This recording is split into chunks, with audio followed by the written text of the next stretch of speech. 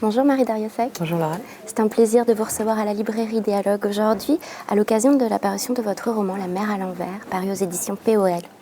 Rose part en croisière avec ses 2 enfants en mer Méditerranée pendant la période de Noël, pendant les vacances de Noël.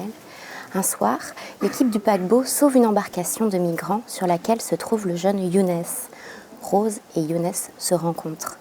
Vous écrivez sur l'exil, sur la migration, sur ce qu'on nomme la crise migratoire.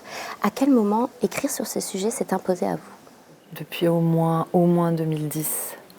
Et j'ai vraiment commencé le livre en 2013. Et c'est pas un livre sur la crise migratoire, c'est un livre sur nous, avec nos empêchements, nos embarras et notre désarroi face à la crise migratoire. Sur Rose, en fait, sur ce personnage de femme de 45 ans, qui a tellement de choses à faire, qui a 2 enfants qu'elle élève comme elle peut, qui a un mari alcoolique, qui a un boulot qui la passionne mais qui la prend trop, et qui, en fait, ne se sentait pas du tout concernée. Donc justement, elle va faire un geste envers ce jeune homme, elle va lui donner le téléphone portable de son fils Gabriel. Pourquoi ce geste, cette main tendue, que révèle-t-elle ? Le téléphone, c'est vraiment absolument indispensable quand on n'a pas de papier. Or, ils ont sans arrêt des incidents, des accidents, moi, j'ai vu beaucoup. J'ai apporté d'ailleurs des téléphones, à vrai dire, à des gens qui en avaient besoin. Et là, Rose, c'est pas son téléphone qu'elle donne, c'est le téléphone de son fils. Et ça va déclencher toute une série en fait de micro-catastrophes dans la famille. J'espère aussi que c'est un roman un peu sur c'est tellement absurde toute cette histoire, l'état dans lequel est la planète est tellement absurde qu'il y a aussi des côtés assez amusants, assez drôles, heureusement. Mais je ne voulais pas faire le roman de la belle âme qui sauve le migrant. C'est pas du tout cette histoire-là que je veux raconter. Votre livre se nomme La mer à l'envers et en effet, on sent qu'elle est double cette mer.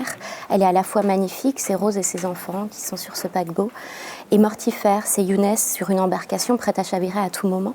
Cette dualité de la mer, elle vous a questionné également ?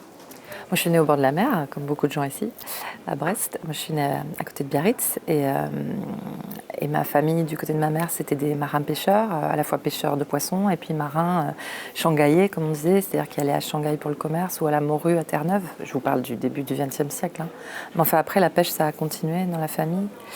Et bien sûr que la mer prenait des gens, elle prenait des hommes, voilà, et les femmes attendaient. Donc je connais ça depuis toute petite. Et en même temps, la mer, c'est le voyage, c'est le départ, c'est la mélancolie, c'est la beauté. Enfin, j'avais tellement de choses à dire, j'ai tellement rencontré et en Afrique, au Niger, au Cameroun, au Congo, et puis à Calais, à Paris, à la Porte de la Chapelle, et le campement qu'il y avait sous la Cité de la Mode, tout ça. Je débordais d'histoires, en fait. Donc ça a donné ce roman.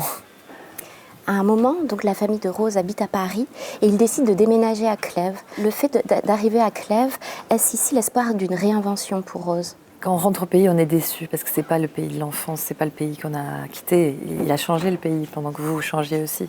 Donc elle trouve un autre pays. Et c'est l'histoire des gens qui quittent et qui reviennent au pays. Et Rose, évidemment, elle est du côté non dramatique de cet exil-là. C'est un exil de bourgeoise, en fait. Enfin, de petite bourgeoise. Mais il y a aussi là-dedans une forme d'exil, une vraie forme d'exil. Et elle peut dialoguer un peu de ça avec Younes. Enfin, c'est assez surprenant, mais il y a un terrain d'entente aussi.